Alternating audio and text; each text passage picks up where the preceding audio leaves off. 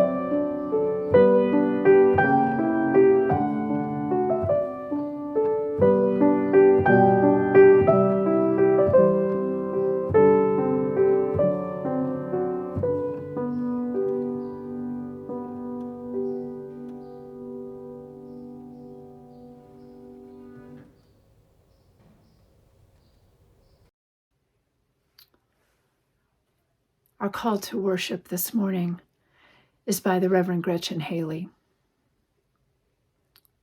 It starts here, in this moment, the drawing out of a new day.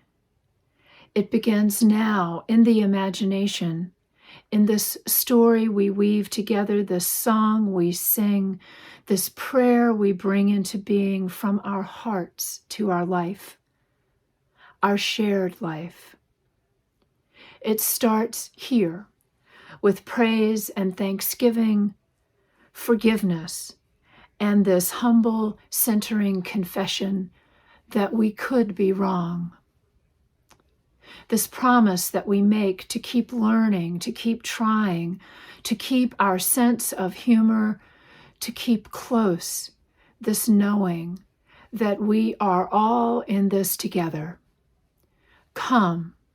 Let us begin. Come, let us worship together.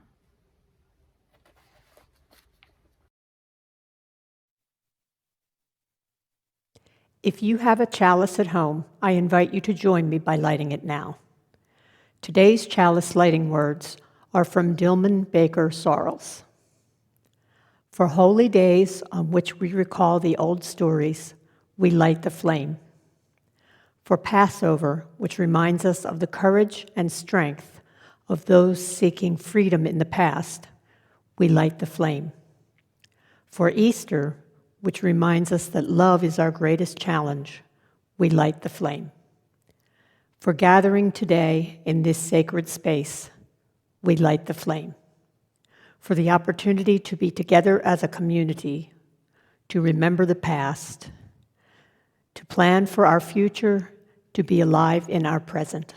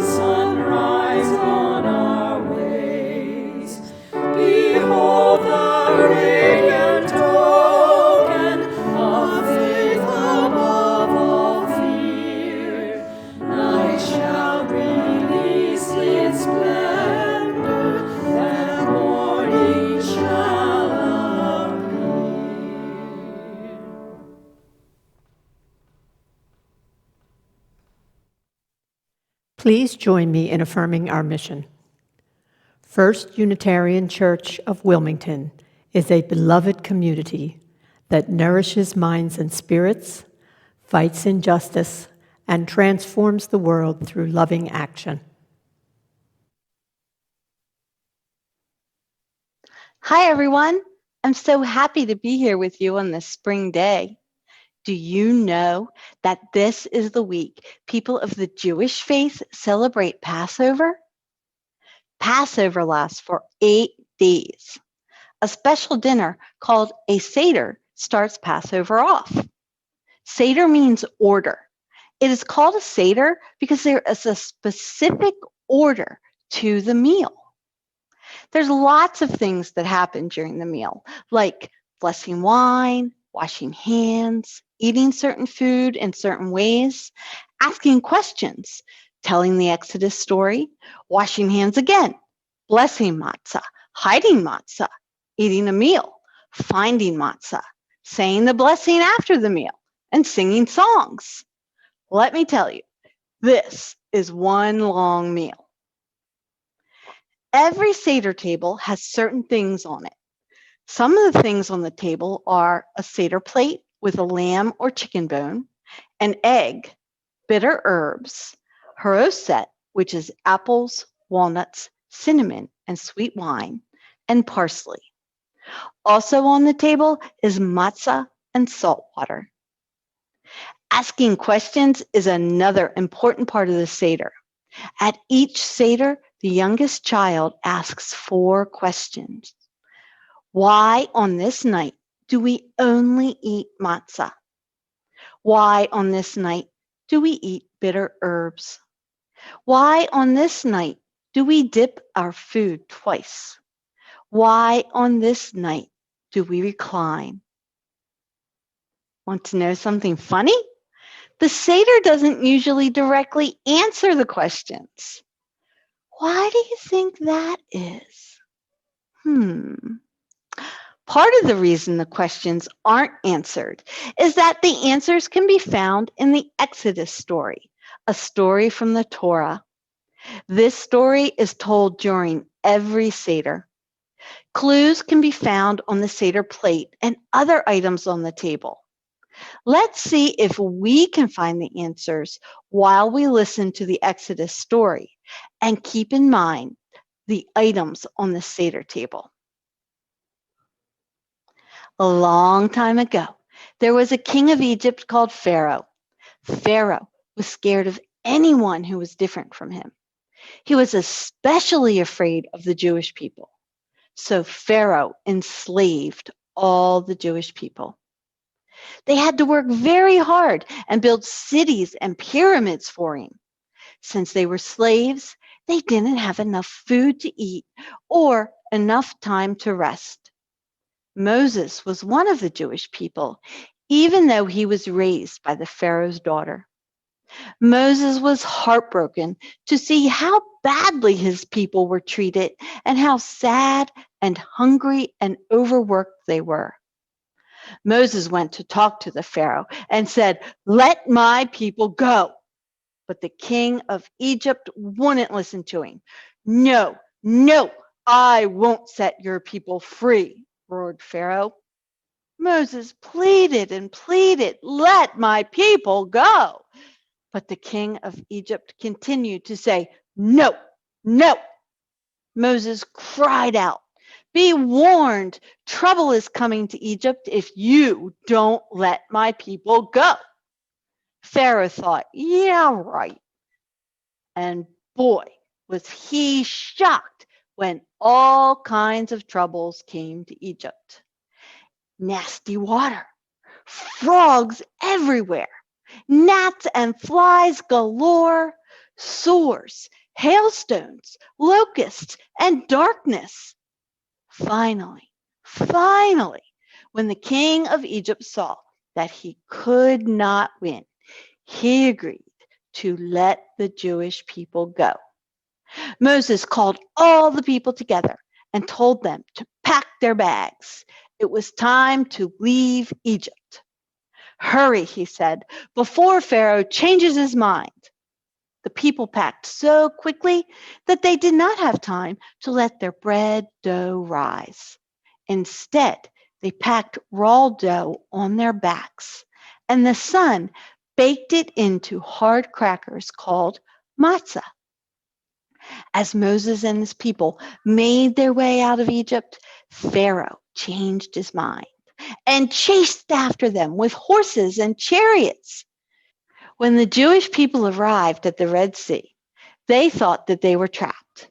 But a great miracle happened. The sea opened up for the Jewish people to pass through to safety, and then closed so the soldiers could not get through. The Jewish people were free. So, did you figure out the answers to the 4 questions as you listened to the story and thought about the things on the Seder plate and the Seder table? The first question is, why on this night do we only eat matzah? When the Israelites were finally escaping slavery and leaving Egypt, there wasn't enough time for dough to rise to make bread. So instead, they made a flatbread called matzah. During Passover, Jewish people don't eat bread that rises. They eat matzah to remember when they were slaves. Matzah represents the humility of poverty and slavery. The second question is, why on this night do we eat bitter herbs? The herbs are a reminder of the bitter difficulties of life as a slave in Egypt. The third question is, why do we dip our food twice? Dipping the vegetables in salt water reminds the Jewish people of the tears of slaves. Dipping the herbs into haroset represents the promise of something better, even in the most challenging times. The fourth question is, why on this night do we recline? Jewish people recline during the Seder meal because they are no longer slaves and have the luxury to relax sometimes. Passover is a time for Jewish people to remember their journey from slavery to freedom. The journey is taken through story, food, songs, and prayers. The Passover Seder also called people of the Jewish faith to work for the freedom of all people in the world. I wonder what you can do to help the poor and the hungry. I wonder how you can help those whose lives are embittered by discrimination, persecution, and hate. As I mentioned in this morning's welcome, we're into the last week of our annual Stewardship campaign. Here is First U member Edris Harrell to share some of what our beloved community means to her.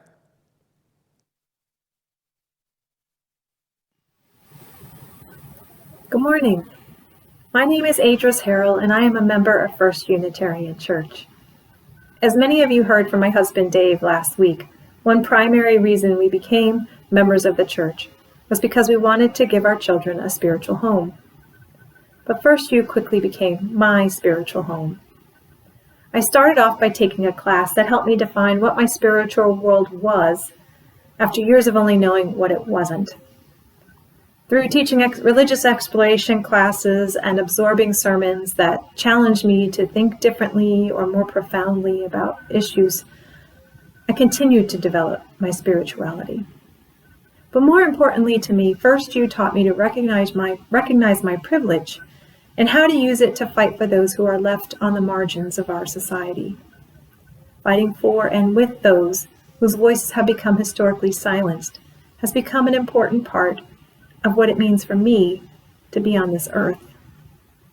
Volunteering in social justice projects, attending marches with other church members, organizing a social justice trip to Appalachia for the youth group, leading services as worship associate, and even something as mundane as a committee meeting have all been opportunities for me to learn.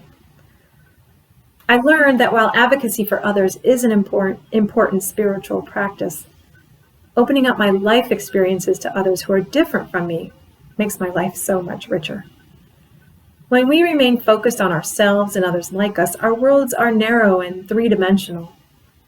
But if we accept the challenge of experiencing the world with others in new ways, including worship, our worlds become infinitely more dimensional and so much more beautiful.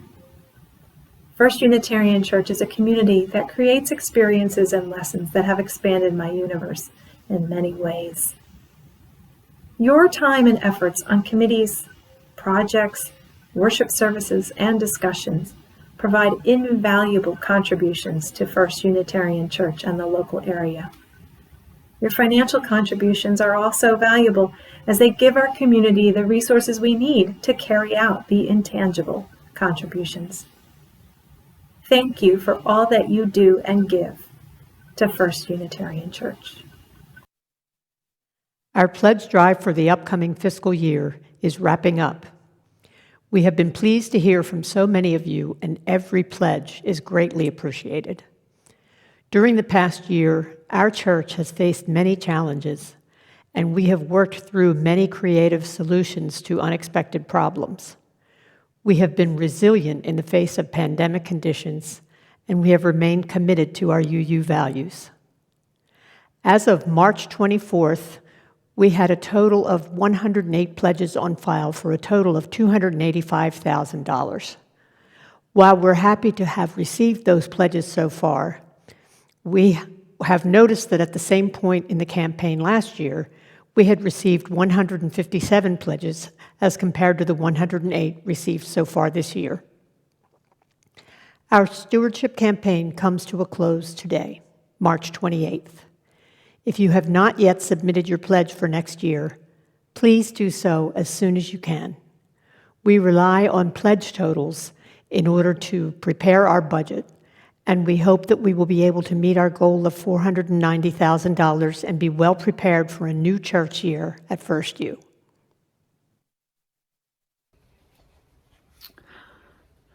Please join with me now in the spirit of prayer, in the spirit of meditation. These words are from the Reverend Karen Johnston.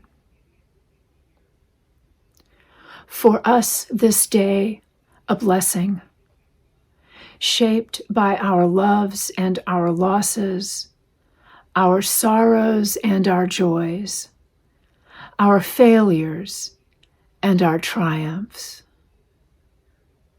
For us this day, a blessing, shaped by our bodies and minds, by our singing and dancing, by our praying and listening, by the beauty we persist in co-creating, the justice we insist upon. For us this day, a blessing, shaped by our dedication to the values that shape us, unremitting compassion, joyful and radical inclusion, a preferential option for the poor and the marginalized, a deep and wide dismantling of white supremacy, honoring the great mystery of life with appreciation and humility, and with a commitment to collective liberation that frees all. For us, this day, a blessing. So may it be.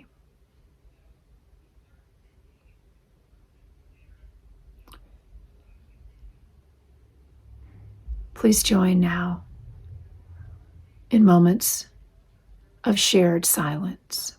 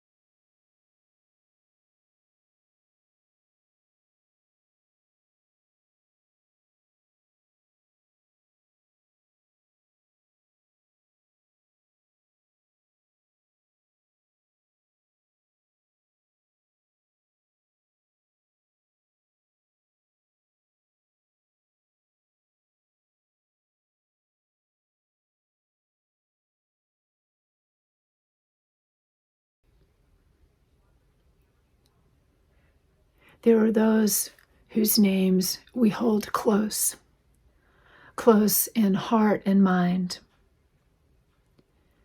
I invite you now to say them aloud wherever you are if you wish. I invite you to write the names of those beloveds in the chat. Speak them, write them, hold them close.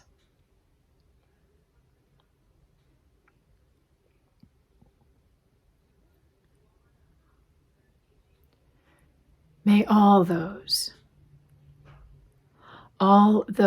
whose names are shared, all whose names are held close and in silence, may all know healing, may they know peace in this day and in days to come.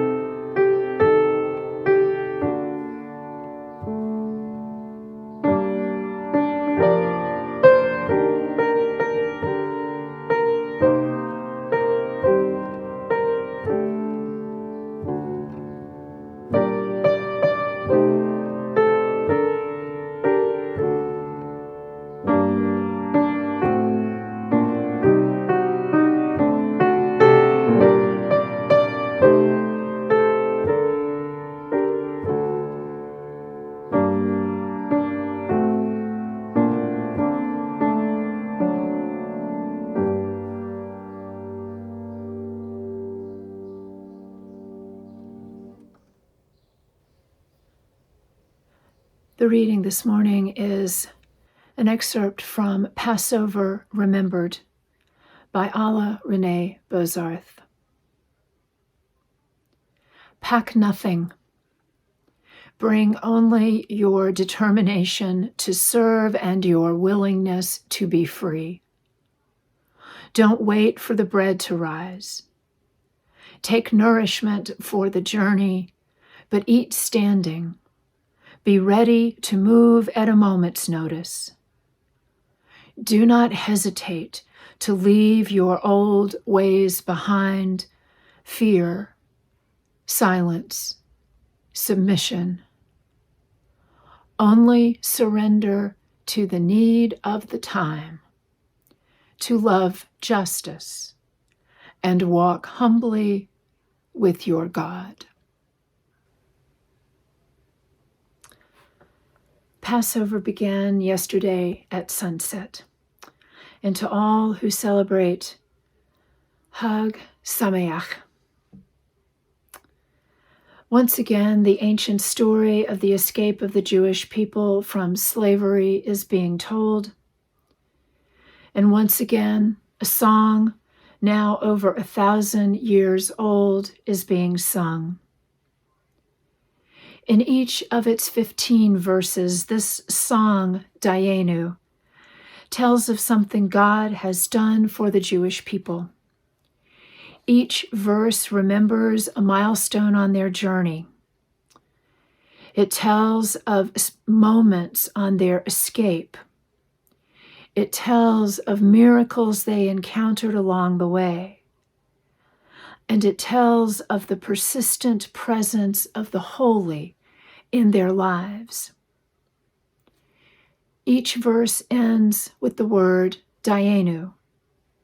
It would have been enough for us. The song begins, if God had brought us out of Egypt and had not carried out judgments against them, it would have been enough. And the song continues, if God had split the sea for us and had not taken us onto dry land, it would have been enough. And the song continues. If God had given us the Shabbat and had not brought us before Mount Sinai, it would have been enough. When the Seder is celebrated, those gathered round the table recount the long journey toward freedom and remember the abundance of God's presence. They sing of that abundance, and they sing of gratitude. They sing of enough.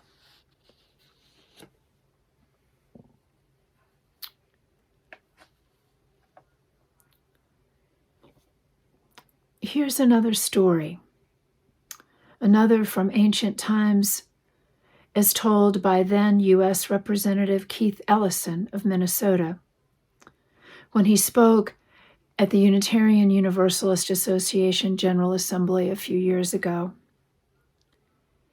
Representative Ellison reminded us that in Islam, Jesus is a highly regarded spiritual vessel and prophet.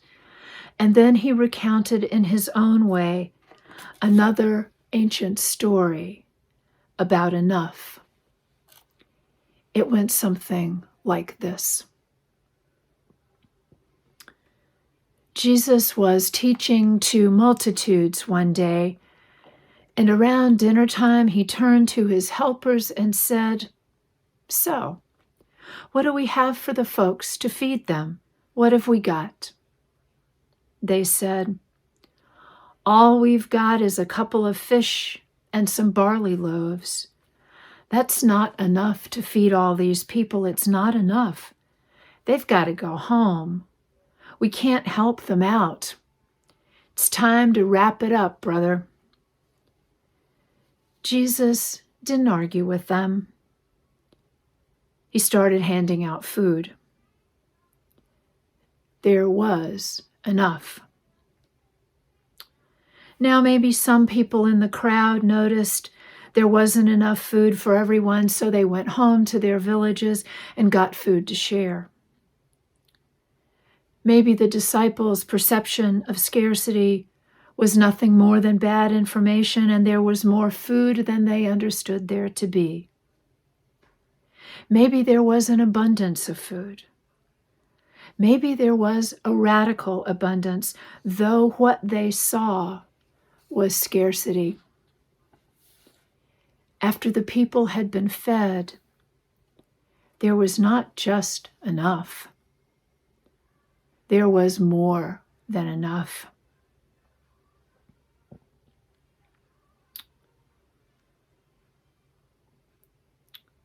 The story of the journey to freedom that Passover recounts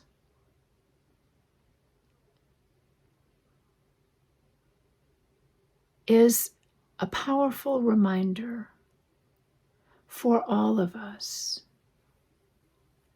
about how we experience such journeys in our own lives, and the song that is sung, Dayenu, calls us to remember how we experience enough, where we find it, and what we do with it. The same is true for the story of feeding thousands. It is a different kind of journey, and it too calls on us to think about how we experience enough, where we find it, and what we do once we have.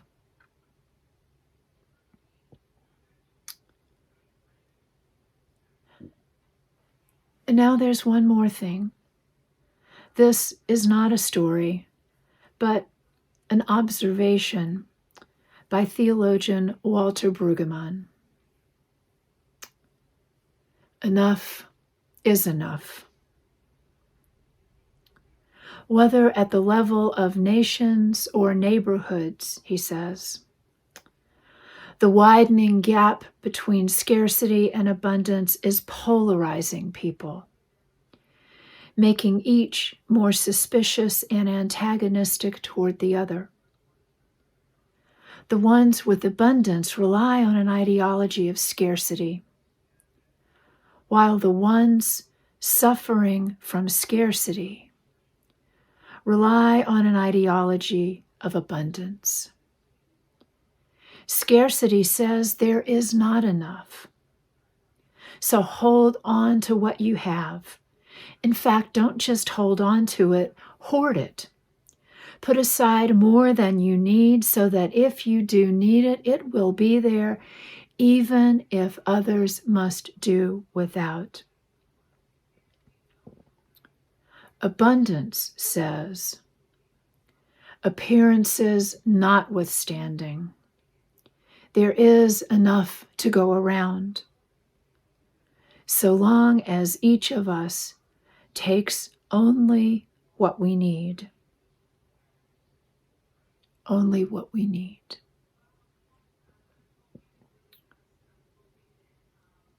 There was enough for a journey to freedom. There was enough to feed thousands. There is enough to go around, so long as each of us takes only what we need.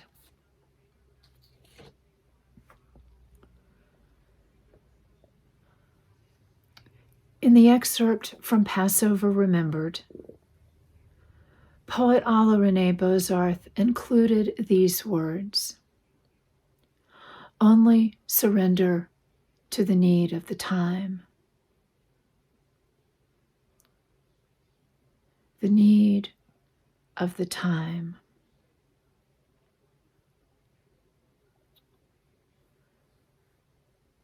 The story of Passover tells us that the need of that time, the need of the Jewish people, was to start out. And when they started out, they really had no idea what they were getting into, what it would mean to follow this Moses. They had no idea what it could mean, this promise of land and life abundant. Of freedom, they knew nothing, except what they could taste by living in its opposite.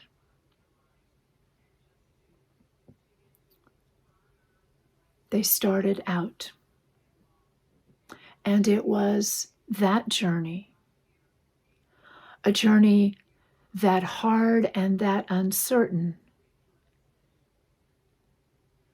that became the inspiration for a song about enough.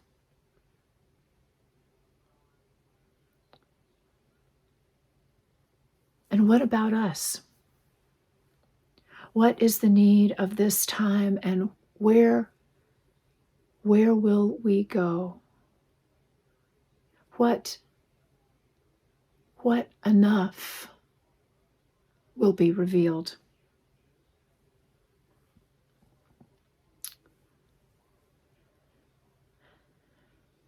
Maybe the need of this time is simply, truly this. Again, the words of Reverend Victoria Safford, she was the one who spoke about the need of the Passover time, and now she speaks about the need of another time. Her piece is called Desert Spring. The Promised Land is not a destination. It is a way of going. The land beyond the Jordan, that country of freedom and dignity and laughter, the one that you journey toward, you carry it inside you all the while.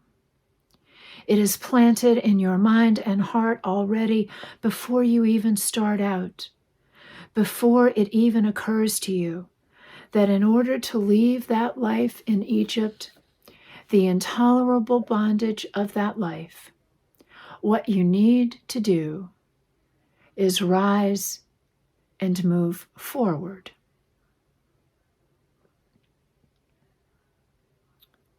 That journey is a journey toward enough.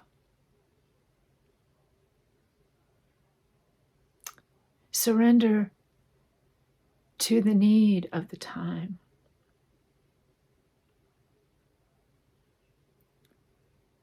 The need of the time to keep the circle whole.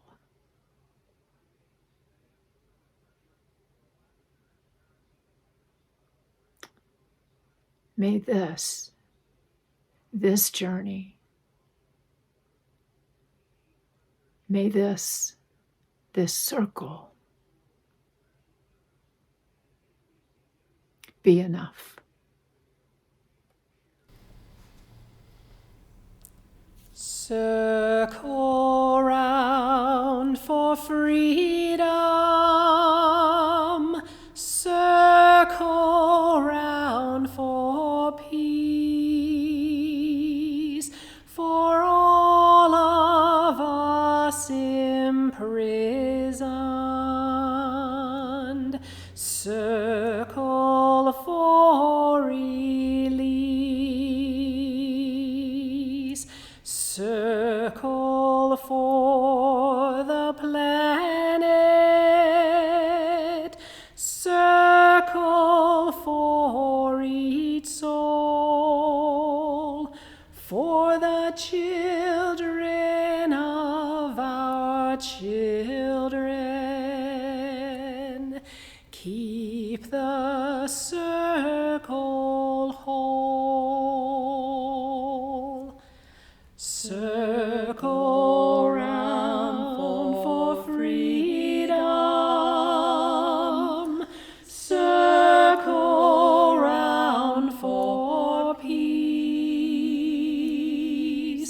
for all of us imprisoned, circle for release, circle for the planet, circle for each soul, for the children of our children. Keep the circle whole. Circle round for freedom, circle round for peace, for all of us imprisoned, circle for release, circle for the planet, circle for each soul, for the children of our children. Keep the circle whole.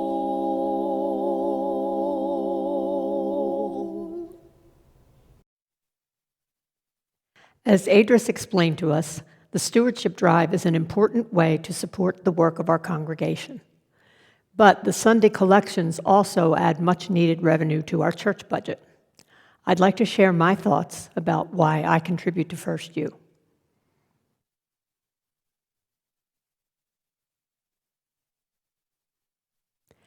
UU Minister Reverend Evan Keeley said, "We know we don't have all the answers. Here we can at least share our questions. And here we can share a lot more than that. We can share our thoughts and ideas. We can share our pain and our hope. Here we can remember that we are not alone." Reverend Keeley's words speak deeply to me. I have been on my own for many years now, and that road is not always an easy one. It can be lonely and sometimes pretty scary not having a partner to help with life's challenges and obstacles or to share joys and accomplishments. But my First You family so often reminds me that I am not alone, not even during a pandemic that keeps us physically isolated. Here at First You, we have online services, small group and committee Zoom sessions, and other forms of online gathering, as well as the monthly cyber coffee hour to keep us connected. And I find comfort in these opportunities to see familiar faces or to say an online hi. Greeting and being greeted on the group chat on Sunday morning, and seeing others being welcomed by our fabulous AV volunteers draws me into the circle of fellow worshipers. To me, while it's not ideal, it's real and it's meaningful, and I look every bit as forward to online services and Zoom meetings as I did to in-person worship and choir rehearsals. Stewardship is my way of expressing gratitude for my church community and for the efforts of so many volunteers who are contributing their time and talents to keep us connected. There are 3 ways to give to First You. You can send a check to the church, you can use our website, firstuuwilm.org, or you can use the Give Plus app on your smartphone. Please give as generously as you can.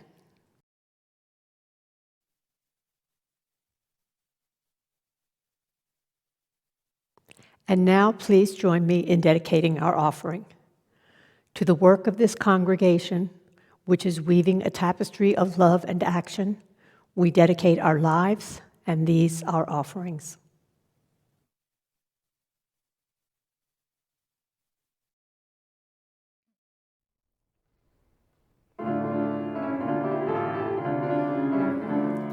Bring out the festal bread and sing songs of freedom. Shout with the slaves who fled and sing songs of freedom. What modern pharaohs live in arrogance crowned? Who shall be sent to challenge folly unbounded? Bring out the festal bread and sing songs of freedom. Shout with the slaves who fled and sing songs of freedom. Chains to the rock to break their days are not finished. Metal or subtle, neither still not diminished. Bring out the festal bread and sing songs of freedom. Shout with the slaves who fled and sing songs of freedom. Still does resentment bind each brother and sister. Still do the plagues affect us red as the river. Bring out the festal bread and sing songs of freedom. Shout with the slaves who fled and sing songs of freedom. Long be our journeying, yet justice is worth it. Dance, Sister Miriam, and help us to birth it. Bring out the festal bread and sing songs of freedom. Shout with the slaves who fled and sing songs of freedom. O people, lift your heads and look to the mountains. Bushes of flames still call us, rocks still gush fountains. Bring out the festal bread and sing songs of freedom. Shout with the slaves who fled and sing songs of freedom. Bring out the festal bread and sing songs of freedom. Shout with the slaves who fled and sing songs of freedom.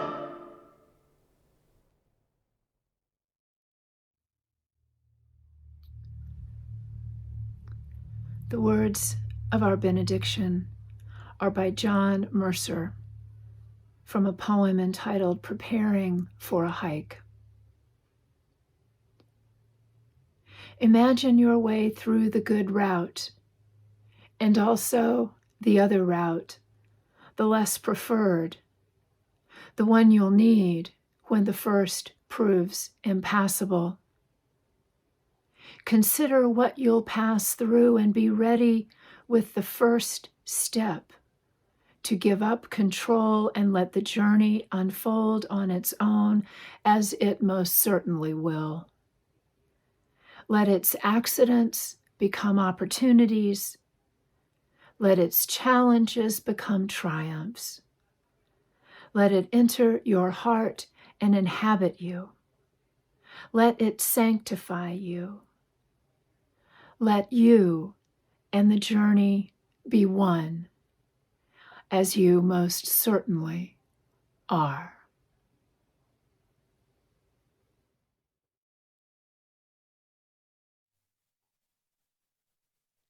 As we extinguish our chalice, I give you these words from Krista Tavez. It is our work, shared with each other in covenant, that creates and sustains this beloved community. We extinguish this chalice, but its light lives on in the directions we have chosen today. The light of this faith lives on in us together, in our hearts, minds, bodies, and spirits. Amen and blessed be.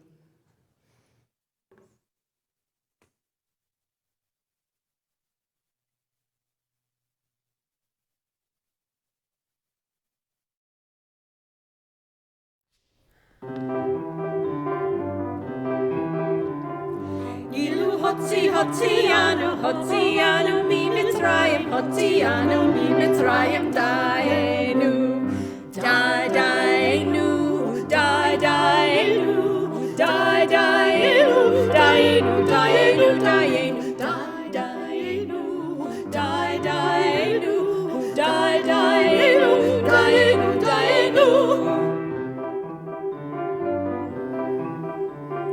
Had he given us the Torah, only given us the Torah, had he given us the Torah, Dayenu, Dayenu, Dayenu, Dayenu, Dayenu, Dayenu, Dayenu, Dayenu, Dayenu, Dayenu, Dayenu, Dayenu.